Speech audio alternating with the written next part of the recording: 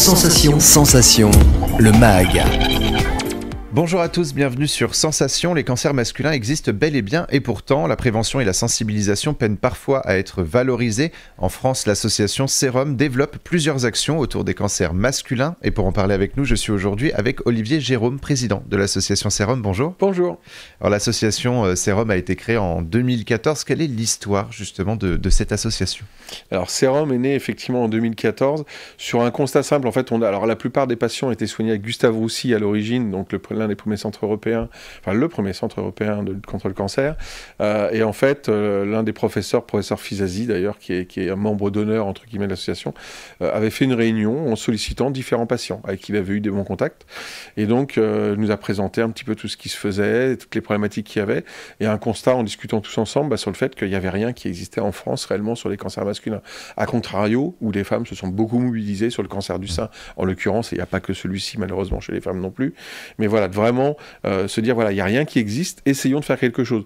On n'était pas du tout dans l'associatif, c'était une grande aventure effectivement qui commençait, et de se dire, voilà, on n'avait pas eu, nous, à l'époque, moi ça date de 2001, le cancer des testicules que j'ai eu, mais pas eu d'accompagnement à l'époque, donc peut-être un manque effectivement à combler, et de s'apercevoir que comme les hommes n'en parlaient pas, il fallait vraiment prendre un peu les choses en main et les accompagner beaucoup plus que eux ne peuvent le faire tout seuls. Et pourquoi ce nom Sérum ?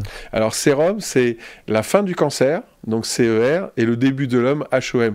Alors c'est venu effectivement par un adhérent, qui on avait essayé de voir un petit peu quel nom on pouvait le faire, et donc Sérum, alors c'est sérum aussi, un peu sérum de guérison, mais ça s'écrit pas pareil, c'est aussi sérum, donc une serre qui entoure l'homme, qui l'accompagne, etc. Donc il y a plein de petits mots qui vont ensemble, puis on s'est dit, ouais, cancer, voilà, la fin du cancer, le début de l'homme, Sérum, c'était pas mal, voilà, c'est né comme ça. Et votre objectif principal, c'est de sensibiliser autour des différents cancers masculins. Quelles sont les actions justement de sensibilisation que vous mettez en place tout au long de l'année ? Alors déjà, on intervient régulièrement dans les hôpitaux à certains moments, alors beaucoup plus facilement au mois de novembre, effectivement, qui est le mois où on met en visibilité les cancers masculins.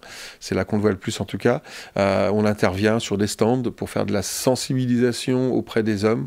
Ça, c'est l'une des tâches. On a à côté de ça un centre d'écoute qui est là fait pour que les hommes puissent nous appeler, puisqu'ils n'osent pas venir en parler directement, donc par l'anonymat, par un numéro de téléphone vis-à-vis de ça. Et l'autre chose qui est venue au fur et à mesure aussi, donc on aide effectivement à faire parler, on aide les médecins qui ont besoin des associations, qui ont besoin d'avoir aussi quelqu'un qui traverse la même chose que le patient, parce qu'ils ont beau être médecins, ils ont beau être très bons dans ce qu'ils font, ils ne traversent pas la même chose et surtout on ne leur souhaite pas. Donc ça, c'est l'accompagnement qu'on fait. Et à côté de ça, au fur et à mesure des années, on a décidé de faire des spots ou en tout cas de la sensibilisation. Donc on travaille aussi sur des petites vidéos, on travaille sur des choses avec des professionnels, on a travaillé sur vraiment des spots de sensibilisation, sur des petites vidéos explicatives, sur des web émissions, sur un tas de sujets qui va permettre en fait de pouvoir, par différents moyens, de sensibiliser les hommes, parce que si l'homme ne sait pas qu'il y a des cancers qui existent, il va pas forcément y faire attention, et les hommes sont un peu moins présents, enfin un problème avec la médecine, ou en tout cas avec tout ce qui est maladie que n'ont pas les femmes en règle générale. Et de août 2023 à janvier 2024, vous allez présenter la pièce de théâtre Radical sur le cancer de la prostate à Paris et en province. Alors quelle est l'histoire justement de cette pièce de théâtre et pourquoi la mettre en place ? Ouais, alors Radical, c'est un patient qui est venu nous voir, qui a adhéré à l'association, qui a fait une pièce de théâtre sur son vécu, en fait, de l'annonce jusqu'à l'opération de ce qui s'est passé, et qui l'a fait avec humour. Et en fait, nous, on aime bien. Je pense que voilà, faire passer des messages sérieux, mais avec un petit peu d'humour, permet de dédramatiser les choses. Donc là, c'est l'histoire d'un malade qui apprend, qui tombe le ciel sur la tête, avec effectivement tout ce qu'il peut y avoir au niveau d'une opération par rapport à la prostate, etc.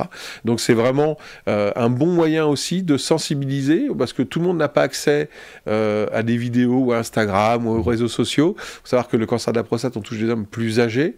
Donc le théâtre était aussi une bonne méthode. On l'a inauguré l'année dernière en faisant un mois de représentation et on a vu que ça marchait bien. On était un peu frustrés parce que ça s'arrêtait. Et là, finalement, on a remis les moyens pour pouvoir la rejouer beaucoup plus longtemps et on l'espère dans beaucoup de villes de France et le faire pendant longtemps, parce qu'il y a plein de professionnels de santé qui sont venus, qui ont trouvé ça génial et qui nous encouragent à le faire en plus.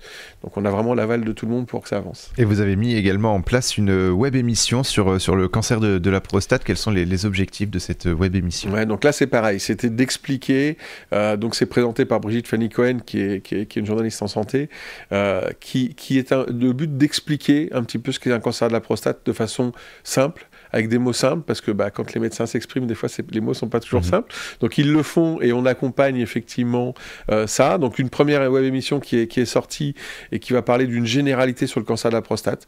Alors ça s'appelle C'est grave docteur, avec un point d'interrogation.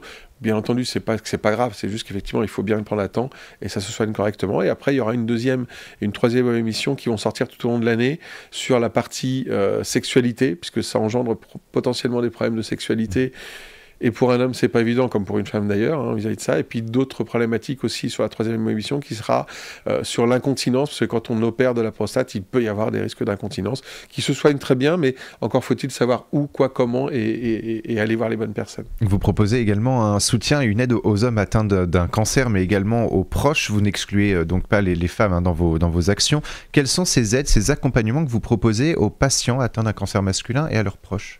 Alors, on n'exclut surtout pas les femmes, mais il y en a dans notre association qui sont là pour nous aider, qui sont bien souvent un pilier dans le soutien aussi de tout ça.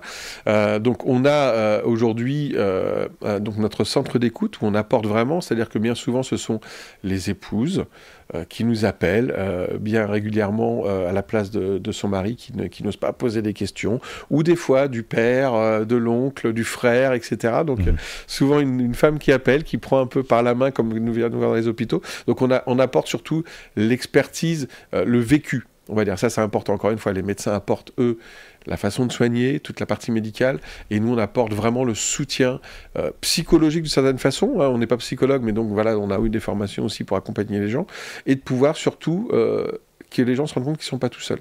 Parce qu'en fait, bien souvent, quand il y a ce genre de maladie, ils ont tendance à se refermer sur eux-mêmes, à pas trop en parler, problèmes potentiels autour de ce qu'est un homme, etc., de remise en question, donc ils n'en parlent pas trop. Et là, d'avoir des gens qui en face en parlent de façon tout à fait, entre guillemets, décomplexée, qu'on pourra orienter, donner des conseils, etc., c'est vraiment une grosse aide qu'on peut leur apporter. Et c'est ce qui, pour nous, marche le mieux vraiment dans ce qu'on fait. Pourtant, il faut expliquer que en cachant et en se renfermant un petit peu sur un problème, ça ne l'arrangera pas, ça pourrait même justement l'aggraver et on pourrait avoir des choses qu'on regrette finalement derrière. Clairement. J'aurais tendance à dire que faire l'autruche, c'est jamais très bon. Vaut mieux effectivement venir en parler rapidement et aller voir le médecin. J'aurais tendance à dire, pas pour rien, mais dès qu'il y a quelque chose de bizarre, et sachant que le cancer de la prostate, il n'y a pas de réel, on va dire, signe avant-coureur d'un cancer de la prostate. Donc c'est encore pire. Donc hormis aller voir son médecin et faire des prises de sang sur un taux de PSA où tout le monde n'est pas toujours d'accord, mais en tout cas qui est un indicateur permettant de voir s'il y a un problème au niveau de la prostate, permet de voir comment ça évolue et s'il y a des choses à surveiller, ça c'est important. Et si on parle médecin, on s'en aperçoit aujourd'hui beaucoup trop tard, avec des formes beaucoup plus graves et qui se soignent beaucoup moins bien. Il y a une réelle urgence, ou en tout cas une réelle volonté de votre part de briser ce tabou autour des cancers masculins? Oui, clairement. Aujourd'hui, alors j'avais discuté avec un journaliste une fois et qui m'avait dit, mais finalement, le silence des hommes tue les hommes. Et j'aurais tendance à dire, je pense que c'est assez vrai, c'est-à-dire que les hommes n'osent pas en parler, donc comme on n'en parle pas, ils ne sont pas au courant, et finalement, ils vivent leur vie jusqu'au jour où ils s'aperçoivent beaucoup trop tard, effectivement, qu'il y a quelque chose. Donc oui, il y a une vraie urgence à le faire. On n'est pas assez nombreux à en parler, donc on a un peu plus de bénévoles dans l'association, et on a besoin d'aide, d'ailleurs, s'il y a des gens qui ont envie de venir nous aider, il n'y a pas de problème, mais vraiment d'aller très vite, puisque il y a quand même 50 000 nouveaux cas par an de cancer de la prostate, avec quasiment entre 8 000 et 9 000 décès par an, donc un homme meurt en France toutes les heures d'un cancer de la prostate. Donc oui, il y a urgence à le faire. Et donc, un homme averti en vaut deux. Et s'il est averti, il peut aller voir plus facilement son médecin et faire attention. Donc oui, c'est important. Et vous recherchez également des dons. On peut vous faire des dons. À quoi servent justement ces dons ? Alors les dons, vous nous aidez à plusieurs choses. La première, effectivement, c'est de faire vivre l'association. On va se déplacer dans différents hôpitaux en France. On va produire la pièce radicale, par exemple, donc pouvoir effectivement apporter toute la production qui va bien, etc. Donc la pièce de théâtre dont on parlait. On va réaliser des spots de sensibilisation. Ça coûte un peu d'argent, même si beaucoup nous aident et qu'il y a du bénévolat dans les gens qui nous aident, dans les acteurs qui nous ont aidés aussi. Mais voilà, de le faire et puis de sortir des brochures, des fascicules qui vont permettre de pouvoir sensibiliser ça. Et puis dès qu'on le peut, reverser un petit peu de sous pour la recherche aussi, même s'il y a d'autres associations qui existent, qui le font, pas forcément dans les cancers masculins, mais dans la recherche en général. Et je rappelle notamment que les cancers, les cancers masculins ne sont pas une question d'âge. Typiquement, les cancers donc du testicule peuvent toucher les personnes de 15 à 35 ans. Donc la meilleure chose à faire, c'est de se dépister. Merci beaucoup, Olivier Jérôme, d'avoir été avec nous sur Sensation. On peut retrouver plus d'informations sur le site serum.fr. Et pour revoir ou réécouter cette émission, rendez-vous sur notre site et notre application Radio Sensation.